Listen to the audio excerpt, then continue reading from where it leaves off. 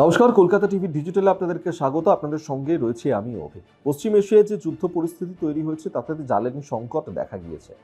ইতিমধ্যেই আমরা দেখেছি যে গ্যাসের দাম বৃদ্ধি করা হয়েছে, 60 টাকা বাড়িয়ে দেওয়া হয়েছে। কিন্তু শুধু সেখানেই কিন্তু থেমে নেই।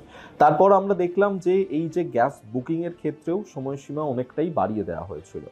একটা গ্যাস বুকিং করার 25 দিনের মাথায় তারপরেই আবার পরবর্তী গ্যাস এক্ষেত্রে বুক করা যেত, কিন্তু সেই নিয়মেও আবারও পরিবর্তন নিয়ে আসা হয়েছে।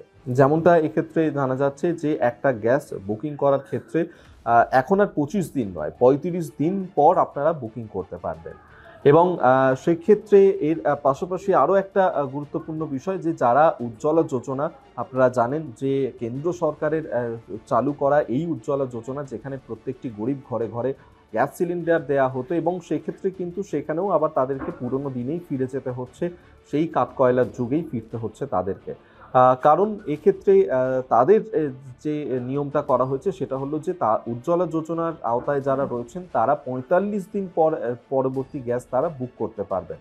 অর্থাৎ 1 মাসেরও বেশি সময় পর কিন্তু এবার থেকে আপনারা গ্যাস বুক করতে পারবেন, এবং তারপর সেটা আবারও ডেলিভারি করা হবে, আর তারও বেশ কিছুদিন পর। অর্থাৎ দীর্ঘ একটা সময় কিন্তু এক্ষেত্রে গ্যাস নিয়ে সংকট দেখা দিতে পারে।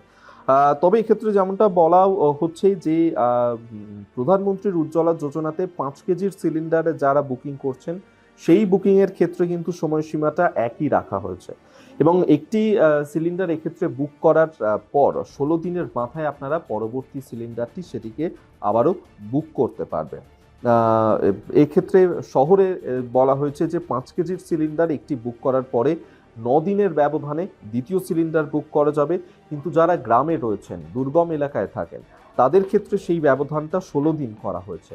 শহরে 10 কেজির সিলিন্ডার বুক করার ক্ষেত্রে 18 দিন কাটলে আপনি দ্বিতীয়টা বুক করতে পারবেন, এবং দুর্গম এলাকায় যারা রয়েছেন সেই সময়সীমাটা এক্ষেত্রে 32 দিন করা হয়েছে। অর্থাৎ গ্যাসের দাম বৃদ্ধি পেয়েছে, তার উপরে এই ধরনের গ্যাসের সংকটও দেখা দিচ্ছে, যা নিয়ে আর এই মুহূর্তে দাঁড়িয়ে মধ্যবিত্তের কিন্তু নাভিশ্বাস উঠেছে, এবং সেক্ষেত্রে জ্বালানি সংকটে তারা ঠিক এর বিকল্প উপায় কি ভাববেন সেই নিয়েও তারা কিন্তু যথেষ্ট সংকটের মধ্যেই পড়েছেন। তার উপরেই এই নতুন নিয়ম, সেই সংকট কিন্তু আরও গভীর হচ্ছে এমনটাই তার মনে করছেন। যদিও দেখা যাক যে সেই সংকট আদৌ কাটে কিনা, এবং কাটলেও তা কবে। আজকের মতন এখানেই শেষ করলাম ভিডিওটা। দেখতে থাকুন কলকাতা টিভি ডিজিটাল, রাত দিন শান্ত।